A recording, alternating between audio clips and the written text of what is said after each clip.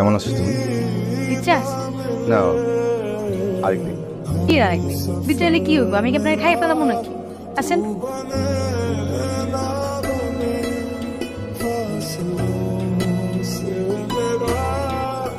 এই বাসাটা আসলে তোমারই থাকা উচিত। আমার নাম হাসি। আমি যেই ঘরে থাকবো সেই ঘর হাসবো। ঘর হাসলে মন হাসে, মন হাসলে হাসে শহর, গ্রাম, আসমান। বাহ, তো বলেছো তো। ঘর হাসলে মন হাসে, আর মন হাসতে হাসে শহর, গ্রাম, আসমান। নাও, এটা কি? গিফট। এটার ভিতরে সিম ঢুকানো আছে। মাঝে মাঝে আমরা কথা বলবো, ঠিক আছে? হ্যান্ডশেক।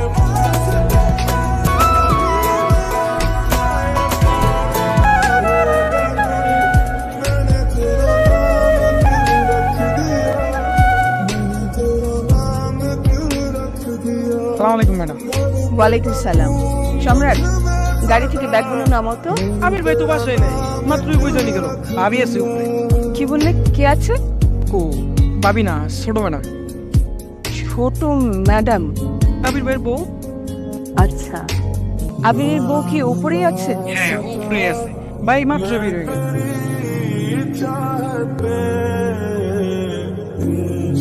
এইসব করার জন্যই তুমি আলাদা বাসা নিয়ে থাকো, তাই না?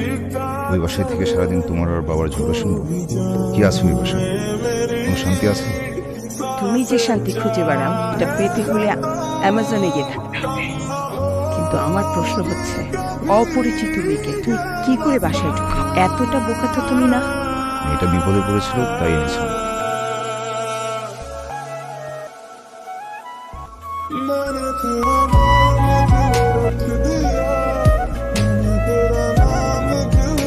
প্লিজ আপনি অন্য কোথাও বসুন।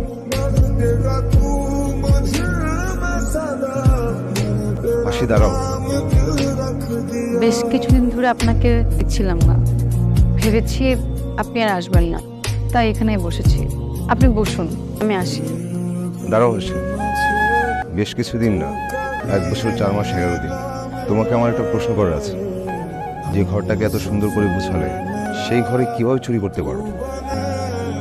আপনি এটা বিশ্বাস করেন? বিশ্বাস করলে জিজ্ঞেস করতাম না, তোমাকে মনের পাশে জায়গা দিতাম না। 1 বছর 4 মাস 11 দিন গুনে রাখতাম না, অপেক্ষা করতাম না।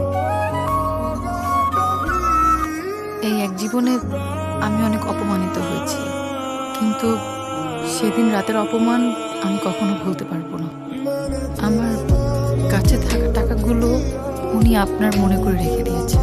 সেদিন রাতে আপনার বাসা থেকে বের হয়ে যাওয়ার পর আমি বুঝতে পারি এই শহরে টাকা ছাড়া কেউ কিছুই না। আমার কপালে যে কাটা দাগটা দেখছেন, এটা আপনার মায়েরই দেয়া। আমি যতবার আয়নার সামনে দাঁড়াই, ততবার আঘাতের কথা মনে পড়ে। যত যাই হোক, আমি কে যে সন্তানের সাথে মায়ের দূরত্ব বাড়াবো? আজ যেটা করেছেন তুমি ঠিক করেছেন।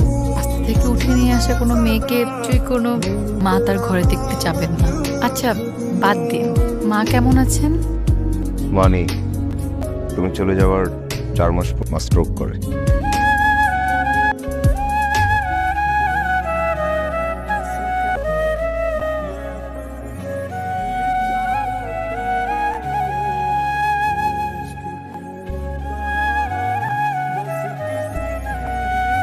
আমি এই শহরে আর তোমাকে হারাতে দেব না। আমি কতদিন হাসি না তুমি জানো?